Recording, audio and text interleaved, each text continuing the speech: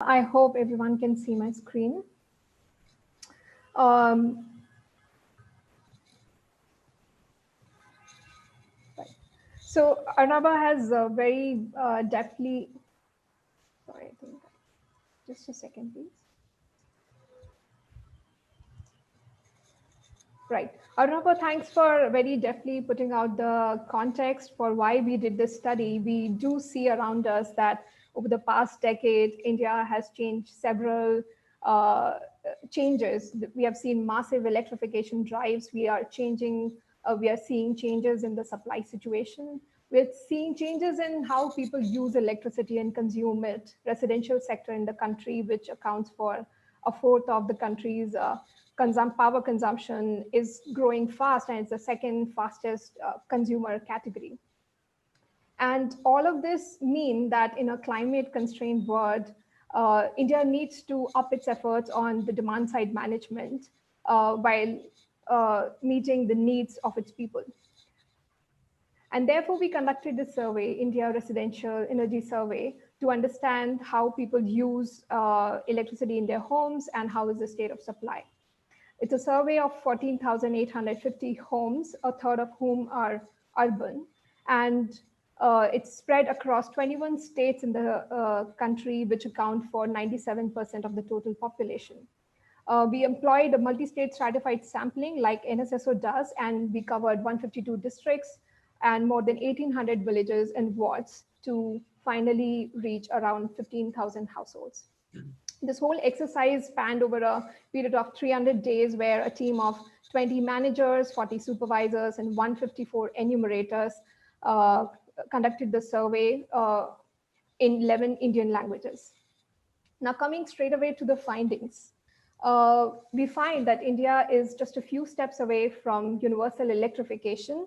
While 97% of Indian homes have electricity access, with even more in urban India, around 2.4% homes still do not have access to any electricity source. And most of these are in rural areas and a few north central states. UP alone accounts for a third of those who are still not electrified, and it's followed by Chhattisgarh, Rajasthan, Madhya Pradesh, Jharkhand, and Bihar. Now, this brings us to the question as to why is it that despite Saubhagya, few households still remain unelectrified? And we find that inability to afford the grid electricity is the most cited reason by those who are not electrified. We also looked that most of these households, they are actually poor and they rely on labor activities.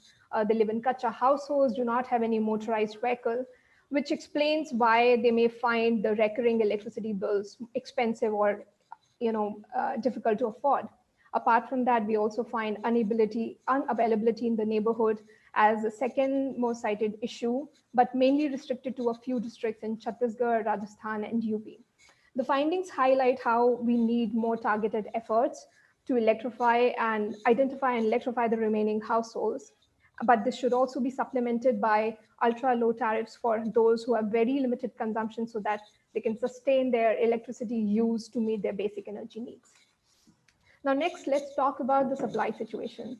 We find that an average Indian home receives 20.5 hours of power supply.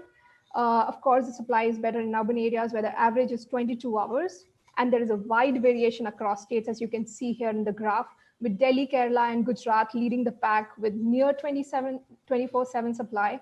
But rural households in certain northern states like Haryana, Bihar, UP, Assam, getting more than 6 hours of power cuts on a daily basis. The urban-rural divide is very conspicuous across all the states. And we understand that this is a static assessment, that this is where we are. So we also looked at how the situation is changing over time. And we find there's been a significant progress in the supply situation in 6 access states, where we have been going back to since 2015. And here, Bihar, Jharkhand, and UP have made the major progress, where the average supply increased from 9 hours in 2015 to nearly 16 to 18 hours in 2020, which is nearly a 200% increase. And it won't be surprising to know that commensurate to the improvements in the supply, we also noticed that the consumer satisfaction has been improving. In the access state, the rural satisfaction went up from 25% to 70%, which is nearly a 300% increase. Overall, at an all India level, we find that 77% households are satisfied. And it is in, I mean, certain households, certain states like Assam, Madhya Pradesh, Jharkhand, and UP, where there's a further scope for improvement. And all of this highlights the need to sustain the momentum with which the country is progressing, which then brings me to the heart of the problem, which is whether discoms are recovering their dues. What's the state of metering, billing, and payments? Here also we find that nearly 93% of households have got functional meters. It's a mistake, the unsatisfied, but they're functional meters. And the improvements have been very significant in the access states, where rural metering rose from 53% to 85%. Here, the major gaps are concentrated in a few states, and Jharkhand and Madhya Pradesh somehow stand starkly, where nearly half of the rural households reported about having either dysfunctional or unmetered connection. On the billing front, we find that nearly 90% of Indian households are billed regularly. What this also means is nearly a tenth of households do not get bills on a regular basis or haven't got a bill at all. In fact, 7% of the rural grid users have not been billed even once. What this means is for the consumers that, it's often difficult to pay once the accumulated bills come in one go, which often can push them towards disconnection, but it also means the lost revenue for the discoms. Interestingly, during the COVID times, we all, the need for digital payments became heightened when many people couldn't go to the discom counters to pay. But before COVID struck the country, as per this survey, we find only 17% of the consumers were paying their bills digitally, and the rest prefer to pay their bills in cash. So all of this highlights that the need to leverage technology and innovative solutions to, of course, improve the metering and billing, but also facilitate payments for the consumers. This graph basically tracks how India has progressed on electricity access front, the share of households which use electricity as primary source of lighting. And we see in 1980s, when just 26% of Indian homes could use electricity as a primary source for lighting, we have moved significantly ahead. And over the past 2 decades, the efforts have been the most stark. So in the coming, what this also means is the electricity access has unlocked the consumer aspirations, and we see a significant rise in the ownership of appliances across the board. In fact, more than 20% Indian homes bought TVs and fans over the past decade. But the rising aspirations also imply more electricity consumption, which means more bills for the consumers, more subsidy burden, and more emissions for the country. Thus, in the coming decade, the role of energy efficiency is going to be immensely crucial. Indian government has made several efforts in this direction. And we do find that because of Ujala, which was launched in 2015, Indian homes have literally leapfrogged to LED bulbs now. It's one of its kind of progress in the world today. Nearly 88% of Indian homes currently have LED lamp or tube, at least one of them. And of the total lighting stock, we find that nearly 2/3 is now LED based. This graph shows that again, we have made progress across most states, but there are still states like Jharkhand, MP, and Chhattisgarh where nearly 1/3 of the households do not have LEDs. And the major reason for that is lack of awareness and relatively higher cost for the LED bulbs. Coming to the other appliances, we find a mixed result. We see that Indian homes prefer to use efficient air conditioners, but inefficient fans. In case of ACs, we find nearly 1/4 of AC stock is star rated, but because some of the households didn't know about the labels also.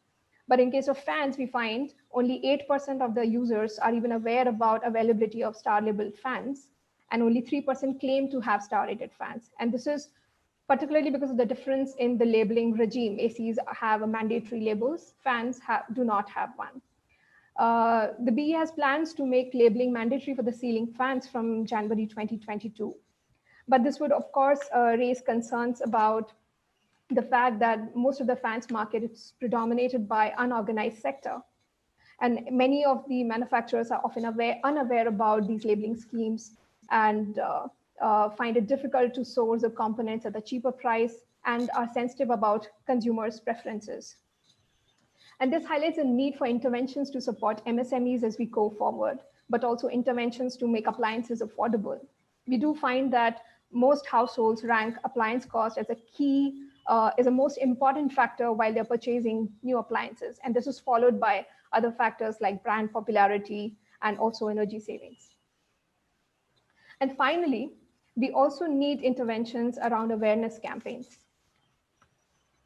And this is because we find that just a fourth of Indian homes are aware about the BE star label. Now, the success of the star labeling scheme depends on consumer awareness about these labels. While the consumer awareness is higher among the urban households, richer households in districts and states which have more of such populations, the rural households or those living in smaller towns are still, they still need more support on this front.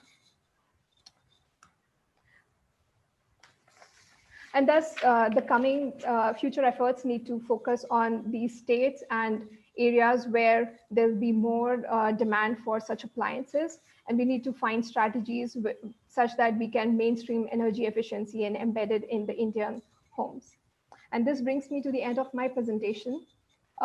These are the two studies that we'll be launching today: the state of electricity access in India and awareness and adoption of energy efficiency in Indian homes, which you can access online on CEEW's website.